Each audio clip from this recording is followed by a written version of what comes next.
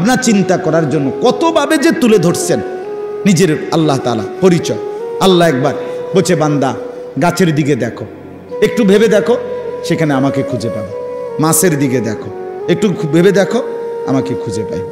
আসমানের দিকে দেখো, একটু ভাবে দেখো, আমাকে পাইবে। জমিনের দিকে দেখো, একটু ভেবে দেখো, আমাকে পাইবা।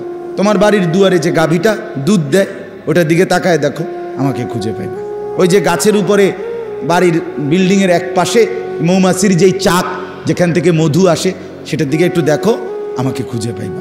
তুমি গাছে ফল, আঙ্গুর, হ্যাঁ, ফল ফলাদি, এগুলোর মধ্যে একটু দেখো, আমাকে খুঁজে পাইবা।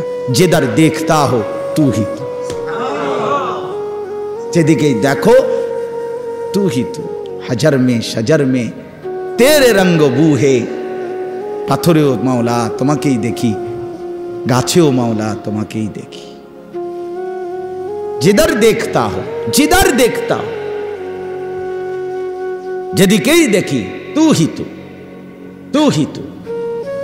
আপনি আপনি আপনি আপনি, আল্লাহ আপনাকেই দেখা যায়। ওয়াফি আনফুসিকুম আফালা তুবসিরুন। আল্লাহ রাব্বুল আলামিন বলে, বান্দা তোমার নিজের মাঝে দেখো, দেখো তো আমাকে দেখতে পাও কিনা। রব্বুল আলামিন বলে, একটা ছোট্ট বৃদ্ধাঙ্গুল, এটা এই কদ্দুর মাত্র বৃদ্ধাঙ্গুল, কিন্তু এতটুকু জায়গার মধ্যে আমি রব্বুল আলামিন 800 কোটি মানুষের ভিতরে রেখা ফিঙ্গার আলাদা আলাদা বানাইছি। হ্যাঁ, 800 কোটি ফিঙ্গার আলাদা আলাদা। 800 কোটি মানুষ যদি বৃদ্ধাঙ্গুলির ছাপ দেয় আলাদা আলাদা, আলাদা রেখা কেমনে করলাম?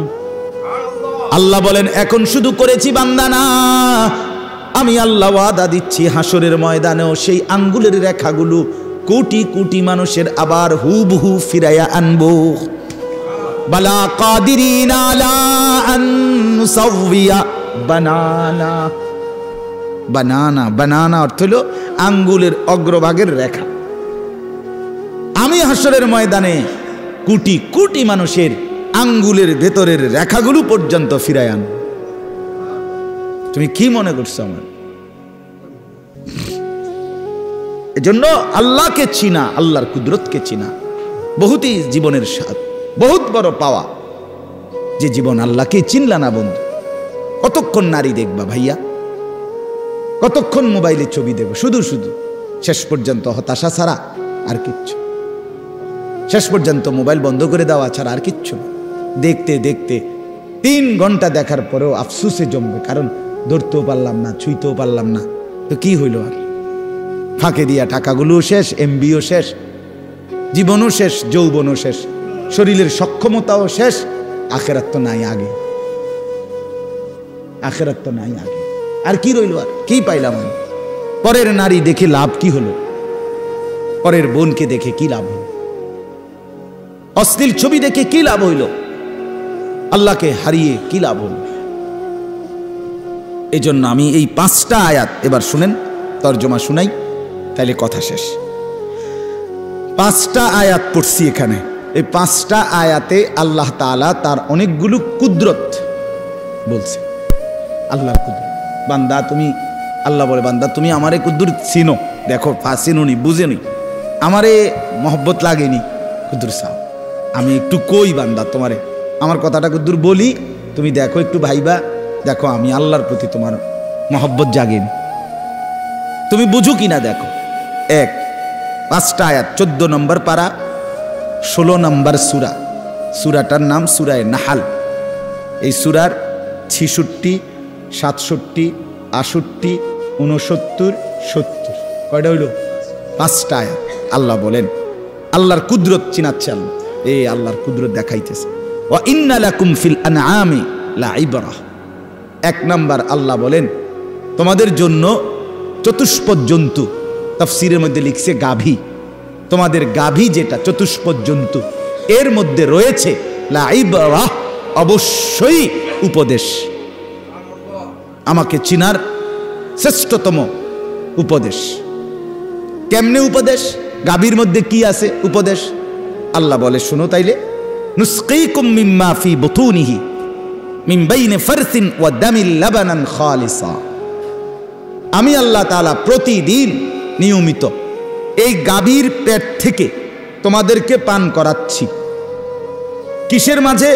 মিন বাইনে ফারসিন ওয়া দামিন, একদিকে রক্ত আরেক দিকে গোবর। গোবরটাও নাপাক, রক্তটাও নাপাক। রক্তের রং ভিন্ন, গোবরের রং ভিন্ন। গাভীর গায়ের রং ভিন্ন, গাভীর রং কালো, রক্তের রং লাল, গোবরের রং ভিন্ন কালার। আবার গাভীর রং লাল, আবার গাভীর রং সাদা, আবার গাভীর রং কালো, বিভিন্ন কালার। তো আল্লাহ বলেন এই গোবরও নাপাক, এই রক্তও নাপাক। রক্ত লাগলে নাপাক হয়ে যাবে, গোবর লাগলে নাপাক হয়ে যাবে। রক্ত এবং গোবরের মাঝখান থেকে প্রতিদিন আমি আল্লাহ তাআলা সাদা পবিত্র দুধ তোমাদেরকে পান করাচ্ছি।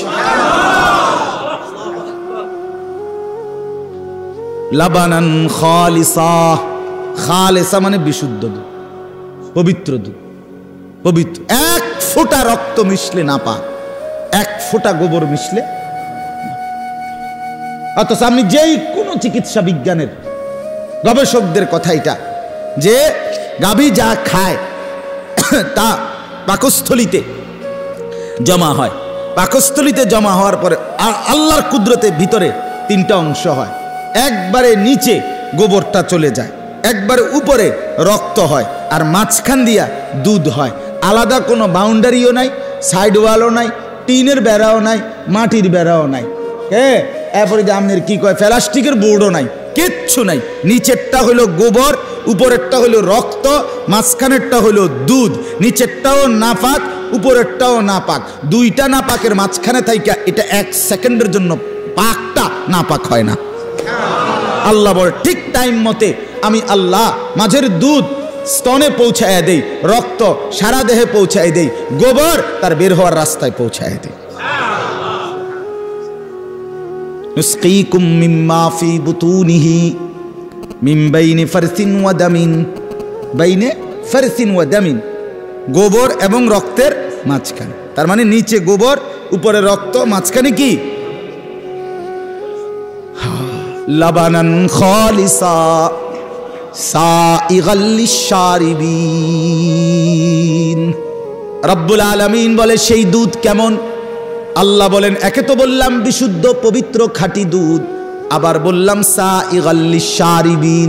এই পৃথিবীতে যত পানকারী যত কিছু পান করে তার মধ্যে সর্বশ্রেষ্ঠ, সর্বোৎকৃষ্ট, সবচেয়ে উত্তম পানীয় হলো এই দুধ। সাইগাল লিশারিবিন অর্থ হলো পানকারীদের জন্য সবচেয়ে উপাদেয়, সবচেয়ে উৎকৃষ্ট, সবচেয়ে উত্তম। একটা মজার কথা কই শুনবেন নি? হ্যাঁ শুনবেন? আগেরগুলো মজা